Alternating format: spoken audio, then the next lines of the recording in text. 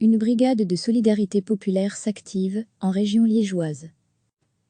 C'est une initiative inspirée d'exemples italiens. Au plus fort du confinement dans la péninsule, une brigade de solidarité tient pour principe que le peuple sauve le peuple.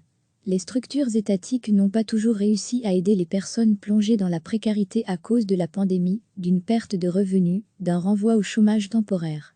Les gens habitués aux fins de mois difficiles savent peut-être mieux que d'autres définir les manques et les besoins de base et les moyens d'y subvenir. Les Liégeois de la brigade de solidarité populaire se sont installés parmi les squatteurs d'un centre social autogéré. Chassés voici quelques mois de l'ancien consulat marocain dans le quartier Saint-Léonard, ils occupent à présent une ex-maison heureuse, à Bressou. C'est là qu'ils réceptionnent, trient et redistribuent les dons qu'ils récoltent. Des denrées alimentaires, mais également des produits auxquels il est rare de penser, de la colle pour dentier, des protections menstruelles, de la mousse à raser.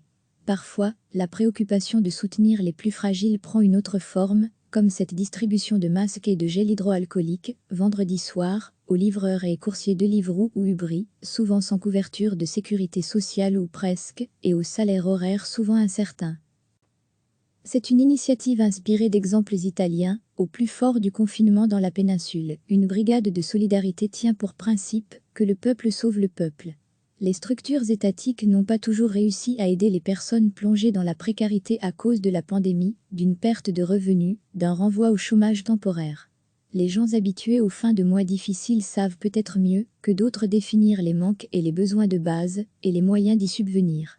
Les Liégeois de la brigade de solidarité populaire se sont installés parmi les squatteurs d'un centre social autogéré. Chassés voici quelques mois de l'ancien consulat marocain dans le quartier Saint-Léonard, ils occupent à présent une ex-maison heureuse, à Bressou.